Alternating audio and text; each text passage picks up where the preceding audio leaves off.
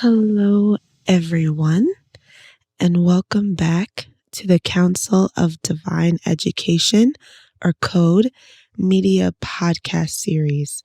We started off with episode 1, talking about My Name Is, and today we're going to get into episode 2, which deals with stopping the righting of others' wrongs.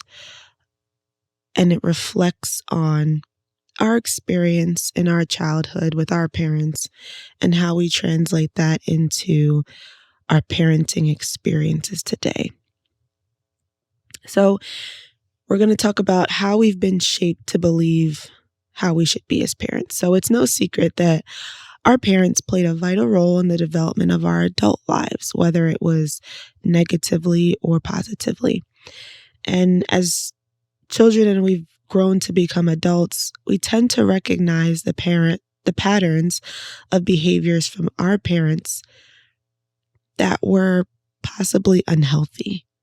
And due to this, many of us have endured certain negative experiences or trauma that have made these long-lasting impressions, right?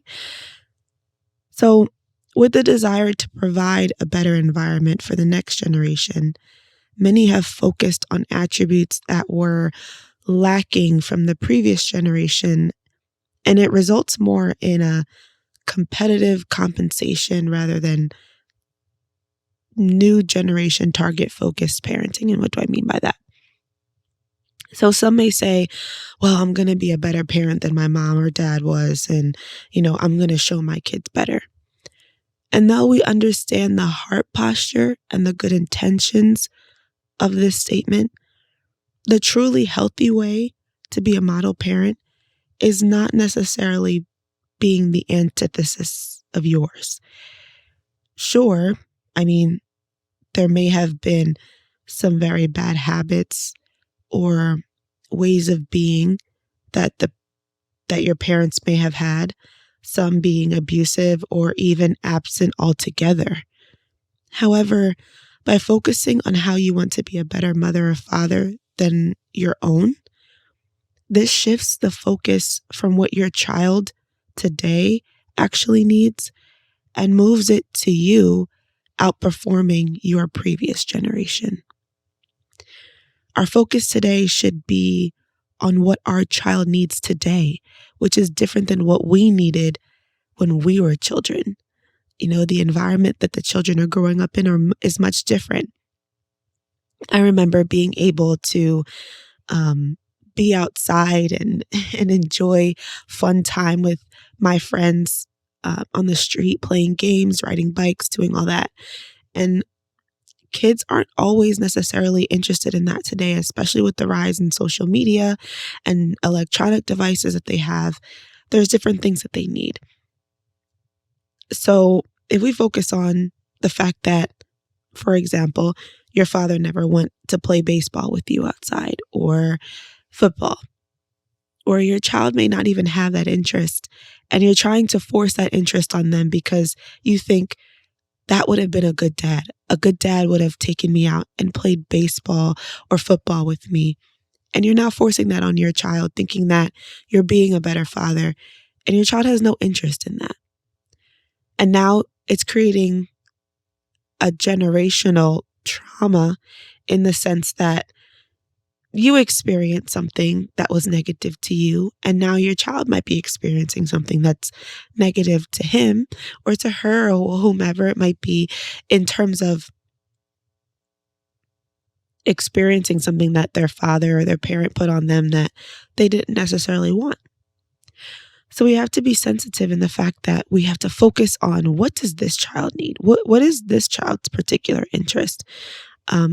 What's going on in today's society in which I need to instruct and build my child in, so that they're prepared for a better tomorrow, so that they can look back and instead of saying, my parents, weren't perfect, but they did a lot for me and I actually appreciate much of what they did. That is where the focus should be on today. That is where the focus should be, rather than looking back on previous experiences and living out of trauma, because even in the best intentions, it's still living out of a traumatic place. And as we go forward in these series, we'll see that word trauma and dealing with dealing with trauma more and more. So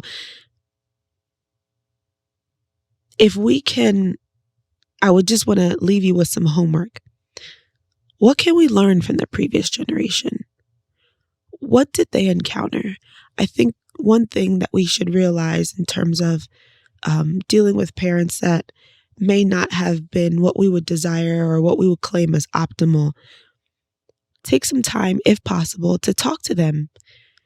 This is all part of growing. Talk to them and figure out, hey, mom or dad, I didn't really enjoy this and this. And I was just wondering, why did we always do that? Or why did you do this in this way? Hopefully your parent can be in a place where they can have that honest discussion with you. But if not, start to understand their background. Just ask them about their life. Ask them about how they grew up. And be open and truly listen. And then you might discover why he or she did the things that he or she did. Like, why did you always push this? Oh, is it because your parents did this? Oh, is it because your parents didn't do this? And you will see that there's a similar pattern there. Another thing that we should think about are, what are the actual beneficial qualities that we tend to overlook? In today's society, we tend to look at more of the bad and want to just negate the bad and not look at the good or beneficial qualities that may have been there and how we can carry that on. And how did those qualities and also the negative ones impact you? How might they have helped you more than you may realize on today? How is it maybe having to kind of fend for yourself, or if you were, say, the oldest child and had to take care of your siblings, how did that benefit you? Did you realize you learned how to be more organized? Did you realize you learned leadership skills that you now translate into your workplace or to other activities and organizations that you're involved in? Let's put those into perspective and say, even though this was not an optimal situation and it did cause me some grief and it caused me some heartache, I'm finding that it taught me X, Y, and Z, and I'm really actually appreciative of that.